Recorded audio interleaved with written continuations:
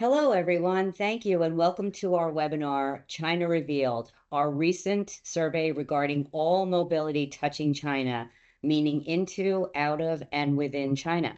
I'm here today with Adam McWhirter and Avrom Goldberg, two very long-standing China experts. Avram has been in our Hong Kong office for, I believe, 8 years as the Regional Vice President and Managing Director of our Asia Pacific region, and has lived in China since 2001. Correct me if I'm wrong at any point. And Adam McWhirter, Managing Director of Maxxelli, China's largest destination service provider. Adam has been living and working in China for over 2 decades and is, I guess maybe I was going to say a Canadian expat, but I think both of you no longer count as expats, having lived collectively almost 50 years in China.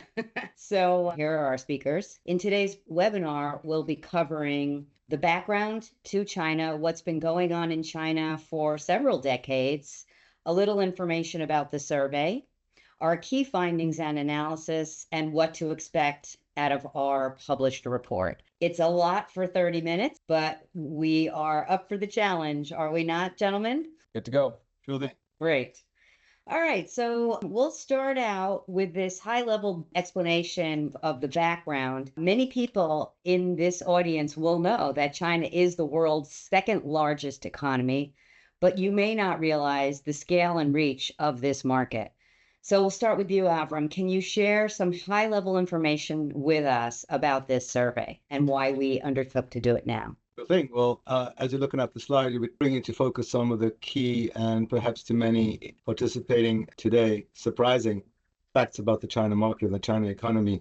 The days of the basis of China's economy is being pretty much factory to the world or somewhat long gone. China is still a manufacturing powerhouse, and the basis for its status as the world's second largest economy is still very much tied to manufacturing. It accounts for 38% of global manufacturing, but it's what it's manufacturing that perhaps people have not been keeping up with. So most people would be surprised to learn that China is, in fact, by far at the forefront of clean energy, renewable energy. It's the world's largest producer of solar energy by far. It's the world's largest producer of wind energy, again, by far. It's the world's largest producer of electronic vehicles and electronic vehicle batteries, again, by far. China market in and of its own right accounts for 24 to 40% of the global market in some industry sectors such as industrial equipment, cars, and luxury consumer goods. And the fact which I often like to point to, which contextualizes just how sizable the China economy is and relative to some of the other developing economies that are gaining a lot of attention. If China's GDP were to continue growing just at 2% for the rest of this decade, or overall 2% for this decade, by the end of the decade, it would still have increased its economy by the total size of the economy of India in 2021. And that right there is an astonishing fact to me. When you told me that, Avram, I was like, okay, now you've really put this in perspective for me. So thank you for all these really interesting anecdotes. I myself have been following China for years, and I did live in China years ago. But of course, even as someone who visits every 5 or so years, it's certainly not the same experience of you gentlemen who have lived there and worked there for so long. So thank you for this context. And I think it helps a lot to understand why we chose this time to do this survey. But Avram, could you go on a little further and tell us about it in more detail? Yeah, sure thing. Again, fairly astonishing. Our survey is the first comprehensive survey investigation into global mobility in China since 2017. And as all of us know, a lot's happened in the world since then, both at the global level and then particularly in Asia and then particularly in China. You take a look at back in 2017, the geopolitical relationship between China and the rest of the world was starting to get a little tense and went on to become significantly more tense with the passing of the years. Then there was the global pandemic that hit in 2019, and essentially China sealed its borders from 2019, end of 2019 through to the beginning of 2023. And the whole tone and tenor of political and business relationships with China changed fairly significantly. And all that happened throughout these years is there's been a buildup of tons and tons of anecdotal reference points around what's actually happening, global businesses' presence, global businesses' commitment to talent mobility in China. China's only been effectively post-COVID open to the world for a little over a year now. And there's just this massive vacuum of lack of data, of metrics-based, clear, objective data as to what's the real story, what's happening in terms of mobility and global company engagement with the China economy. And that led us to produce this survey. We partnered with ECA International and TAMI, which is an Australian professional association for mobility practitioners. And we got 95 corporate respondents from a wide variety of headquarter locations and industries, 38% of whom headquartered in North America, 27% in Europe, 6% in China, and then 24% in Asia, excluding China. Well, that number of respondents in itself tells me how important this survey is right now. And I just want to say here, before we move into the deep dive of it, we do only have 30 minutes. We had 45 questions. So many of those questions had an opportunity for open-ended response. We could be here all day to go through the data. That's why we're having a published report. So just in a high level, the published report will focus similarly on the key takeaways, which we're about to dive into.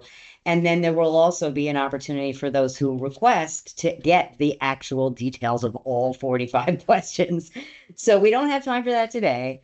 But Laurie, before we move on, perhaps the one thing that I omitted to mention that is significant is, again, we keep referring to this as comprehensive. It is comprehensive. And one of the reasons why it's legitimately billed as comprehensive is we're not only looking into inbound mobility into China, we're looking into mobility in all its forms touching China, as you said at the beginning, which is important. There's an inbound story, there's an outbound from China story, and there's a domestic China story. And all three of them are compelling stories to much of the global business community. Thank you for that. And so we start with our very first takeaway, which is about China's influence on the growth of companies and as part of the company strategy. So Avrom, once again, picking on you a lot. Don't worry, Adam, you're going to get your turn. Can you tell us a little more about this first takeaway? This one's really key because, again, coming back to the earlier reference to a lot of anecdotal stories around, China, the economic happenings in China. Of course, all of us are aware of during the pandemic and the lockdowns, the severity of the lockdowns in many of the major cities, in particular Shanghai. But again, all of this in the realm of primarily in the realm of anecdote. Right at the front of the survey, we asked survey respondents to share their company's view of the role of China in their company's growth strategy. Quite a strategic, high level and important strategic question. And I think it's quite surprising to see that 78.5% of all survey respondents feel that China's role in their company's global growth strategy today is the same or indeed more significant than before the pandemic. When you look at the flip to the negative side, and you look at the 21.5% of respondent companies who said it's either less or much less significant, that's where you see clear evidence of some of the damage that was done precisely because of the severity of the lockdowns in Shanghai in particular, already referenced, and just this ongoing and rising talk about decoupling, economic decoupling by the West and by Western companies, and just geopolitics in general. So of those 21.5% who responded saying our company, China's become less important to our growth strategy, 35% of respondents in that group of 21.5% each cited handling of COVID and talk of decoupling and geopolitical tensions as the reason for that downgrade, if you like, in terms of the importance of China to the company's growth strategy. Just to clarify, so Avrom, you spend most of your time between Hong Kong and Shanghai, correct? A fair amount of it, yes. Okay. And Adam... Not as much as Adam spends between Chongqing and Shanghai. I was going to say, Adam, you're, just for the sake of argument, you're spending most of your time in Chongqing. Would you say that this number is surprising or what you would have expected? Or, what are you hearing? Are you feeling this is aligned with what you're hearing and seeing? I mean, a little bit. And I mean, I'm based in Chongqing, but I always joke that I'm based on a plane. or a high-speed train. So I travel a lot. So it's usually 1 week home, 1 week somewhere else, 1 week home, 1 week somewhere else. So I'm in Shanghai monthly, and I do get a pretty good feel for China. And I'm not going to lie, as an entrepreneur in China, in our industry, the word decoupling kind of scares me a little bit. I don't like that word. That's not good for me, but I look at more as it diversifying. I think that to me is a healthier word. Helps me sleep at night. But, we can look at the trends as a DSP. And, we've been active in China for nearly 20 years. And so I can actually look at the industry trends every, let's say 5 years, and it shifts. And part of that is the maturation of China, and maybe certain industries are shifting or diversifying supply chain, or, looking at altering their global footprint, I guess. But just as China matures, well, then there's new opportunities as well, and new industries pop up. And so we see those shifts changing. So I think, it's every 4 or 5 years, we can kind of look at the trends of who are we bringing in for assignees, and which companies or industries are we working in, showing China's development as well. That's definitely a fair observation. Can I just quickly add that the number one reason cited by the 78.5% who feel that China's role in their company growth strategy is the same or more significant is the attraction of China as a consumer market. So that hasn't gone away. And that ties back to the stat that we led with, right? Because, whichever way you shake it, there's certain industries where globally China accounts for in its own right anywhere between a quarter and close to a half of the entire global industry for that particular industry sector. Again, a great contextual comment. Thank you for that. Let's stay with you for a minute, though, Adam, as we go on to our second observation. And that is that a significant number of respondents believe that the volume will return to pre-pandemic levels. And that means not just inbound, but inbound, outbound, and within China. So here are the numbers. 51% say the global mobility inbound will either go back to the same or similar, while 14% say that inbound activity will grow from pre-pandemic levels. The numbers for outbound and domestic are even higher, as it turns out. So what do you think about that? I mean, in the context of what you just said. It makes me happy. I think we need to also, and I know Avrom will go into this a bit more with his survey, but also looking at, defining pre-COVID. What is pre-COVID? Because a lot of the shifts and changes in China started well before COVID. In the past, it was common for a single company in a single city to have 100 assignees, 100 expats in multiple cities, right? So company A has 500 expats spread throughout China, or 300, and these big projects where within 2 months you have 50 initiations.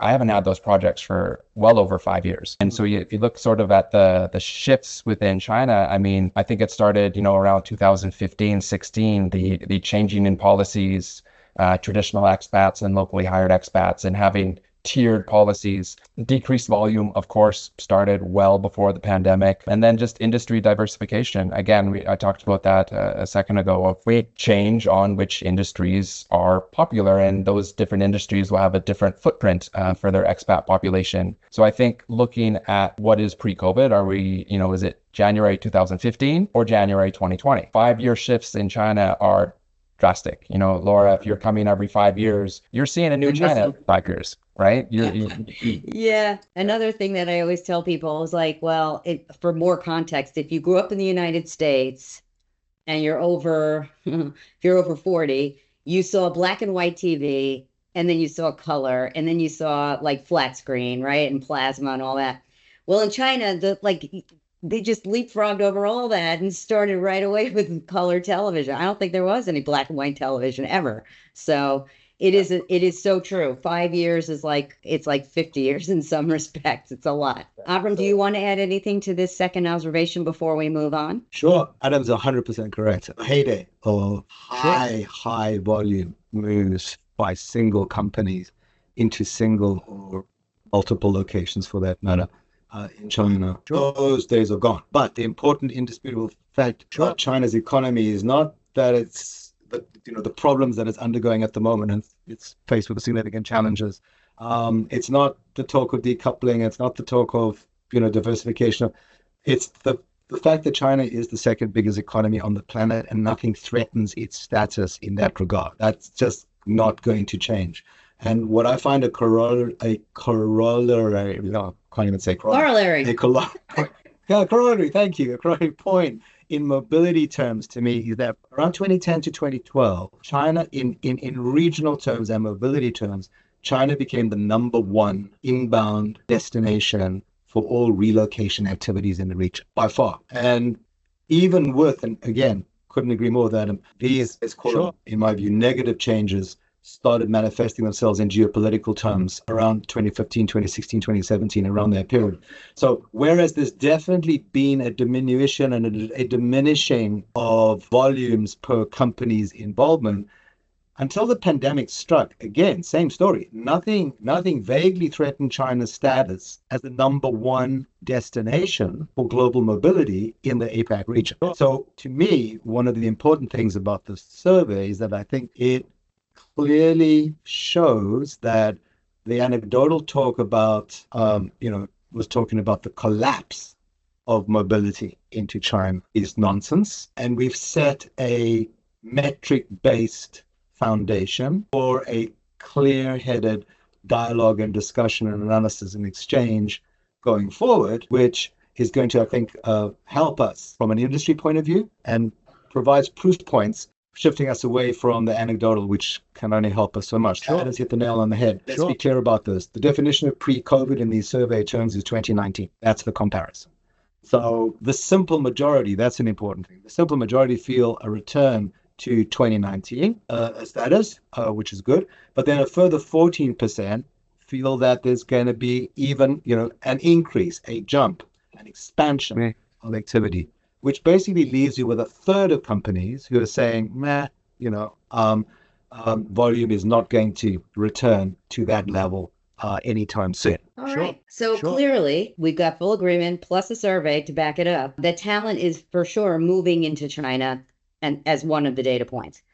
What we also see from our next observation is that much of that talent is coming from other APAC countries, other Asia Pacific countries. So that leads us to this next observation, that the need for specialized talent, knowledge transfer, and filling shortages are amongst the key drivers of mobility touching China, right? Avrom, can you share a little bit from this slide now about the nuances of these specific aspects of talent as drivers, the talent movement as key drivers for mobility? Sure, thanks, Laura. Look, again, I think these are really important findings. If you look at each of the directional forms of mobility, the outbound from the inbound into and then domestically within. What is so striking is that in both the outbound and inbound, in terms of the options which respondents were given to choose from, and in terms of selecting the key drivers behind the movement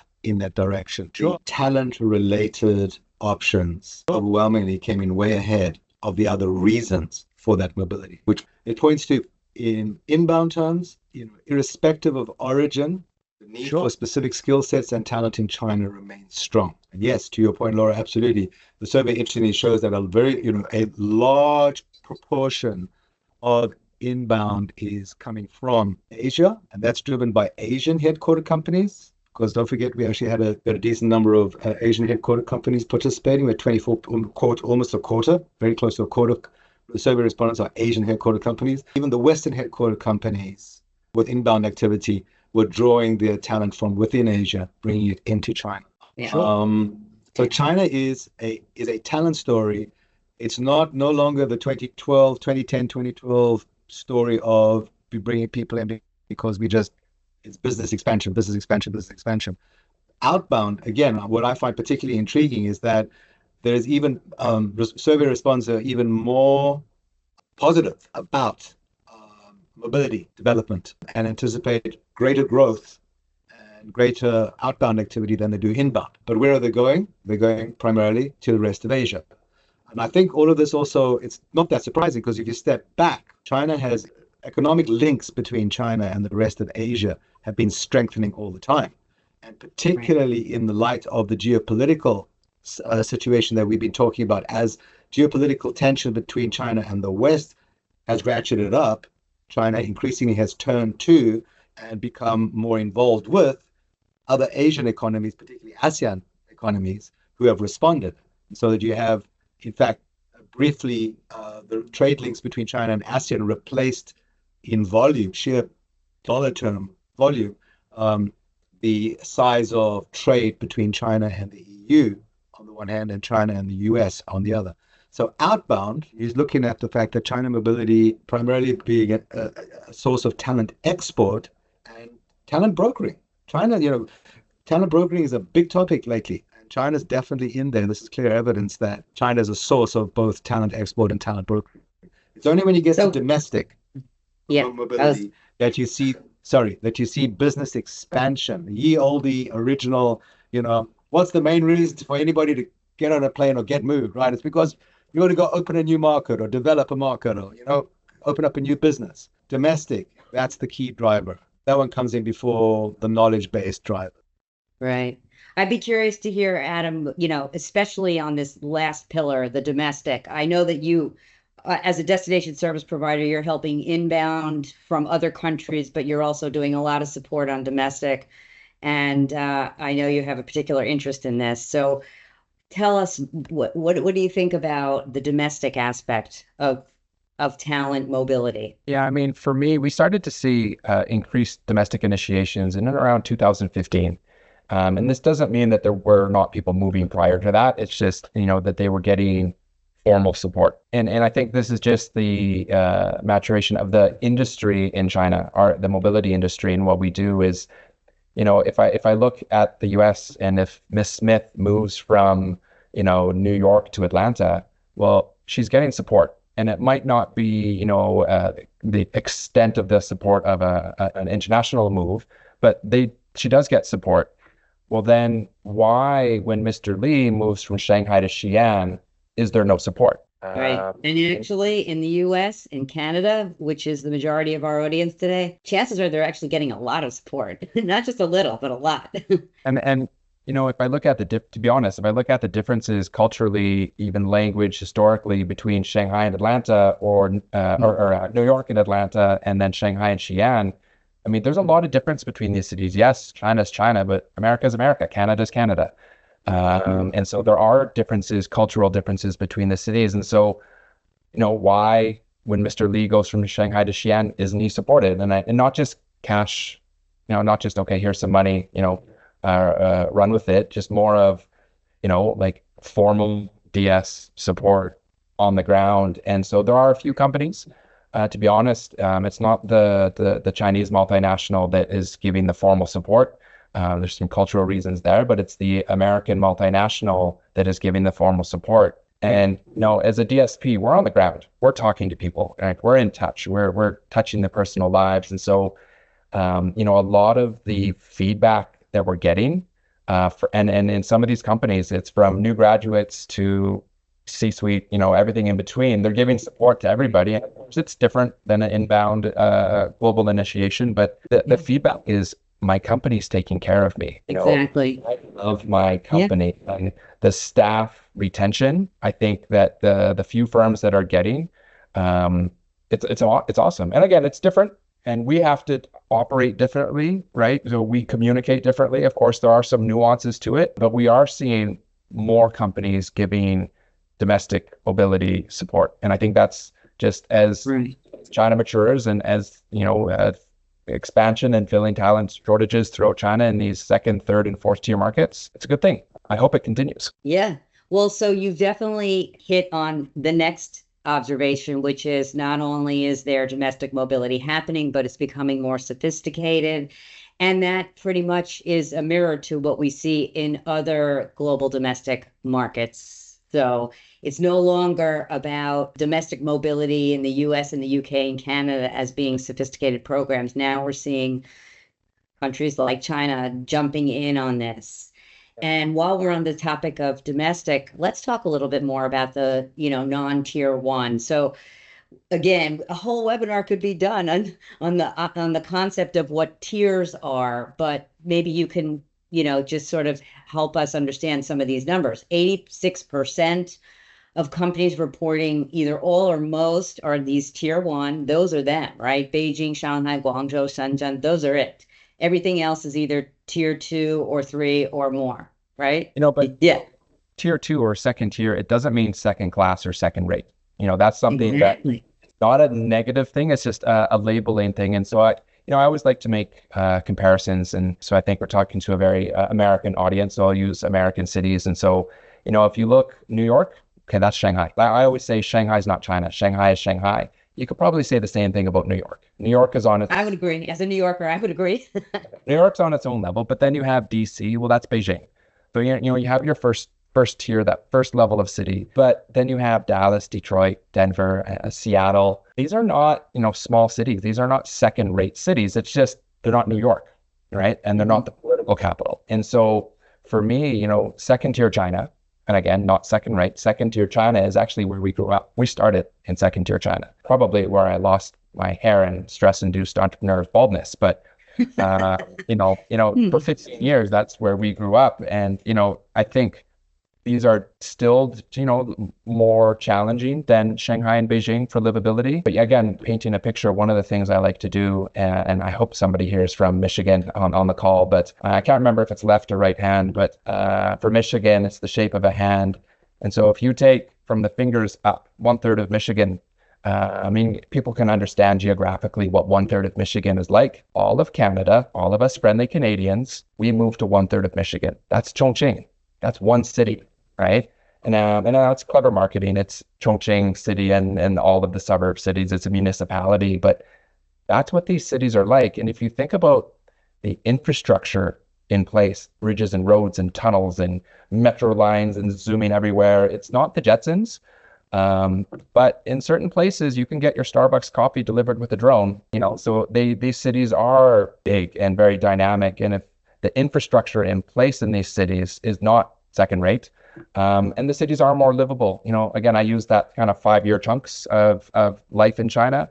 If I look, 2010, 15, 20, and into 25 next year, all of these cities, the 25 second tier cities are very livable. There's international schools, and it's not like it was in 2010. Put it this way, 2010, hardship city. Today, these are actually very livable cities, and people are making the choice to live there, and companies are expanding there. The development of second tier and third tier and fourth tier China is sort of where the growth is. Thank you. Yeah, that's remarkable. I would imagine there's probably quite a lot of interest even domestically to get out of the Shanghai. Maybe your cost of living will be more reasonable in one of these tier 2 cities. Interesting.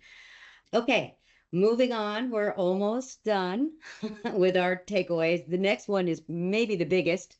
They were not necessarily in a particular order, and that is around cost. So cost is the dominant challenge from all mobility in all directions, into, out of, and within.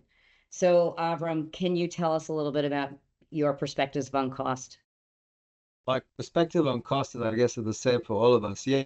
It's not that surprising that it's primary, but it's also a little scary and a little worrying in this day and age because, and I'll tell you what's scary and worrying about the whole cost thing is that none of this is new. Cost is never going away as a significant factor in mobility. I think we all know that.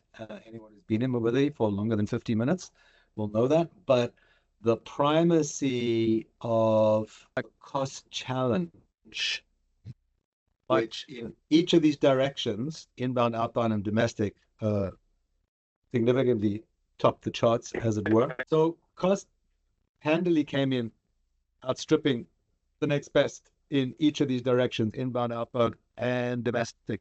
I'm going to come back to cost in a second. I think it's equally important, though, to look at what some of the other challenges mentioned were. And again, inbound, the second or third reasons were attracting suitable candidates and hardship associated with living in China. I think it's important to look at that one because, again, that does tie back to some of the negative PR damage done by the way COVID was handled and the lockdown period, particularly in Shanghai, for it to actually come in as a challenge, because hardships associated with living in China, when almost 90% of inbound volume is going exclusively to tier 1 cities, before COVID, going to Shanghai and Beijing and Guangzhou was no longer wasn't much of a hardship, right?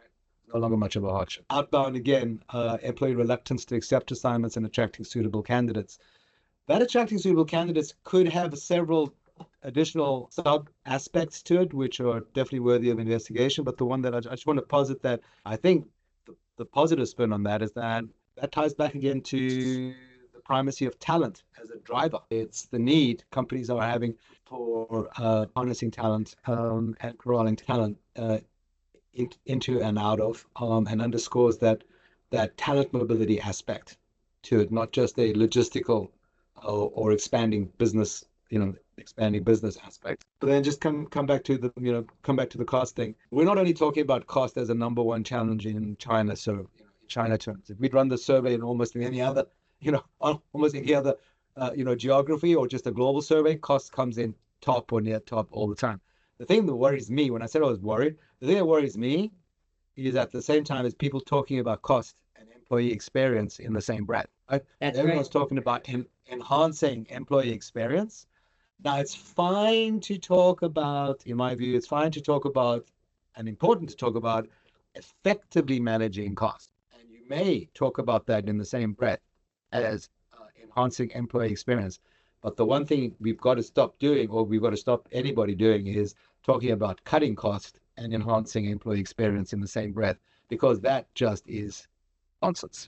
Absolutely. Well, I'm glad that you brought that out, because one of the things that I've been following now, to your point, right? I'm looking bigger picture, not just China, but all directions of movements, and the kinds of feedback that I get over and over again in the last, let's say, few years since COVID is over, is this word reluctance, right? So reluctance, I always thought the reluctance was on the part of the individual to take an assignment or to accept a transfer.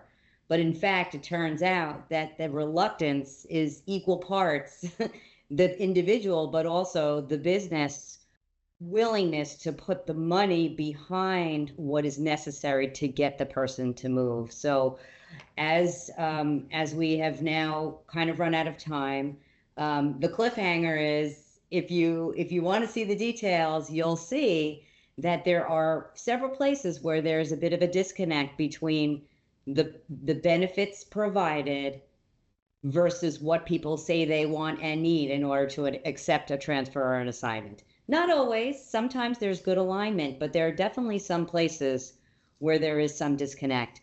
And China is not alone in that. We've seen that in other surveys we've done.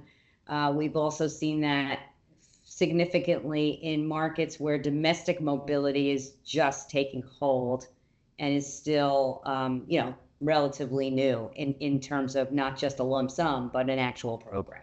So thank you both so much. Really appreciate the insights. We're now going to move on to the Q&A portion of this session. So if you give us just a moment, we'll open up the phone lines and begin to take questions.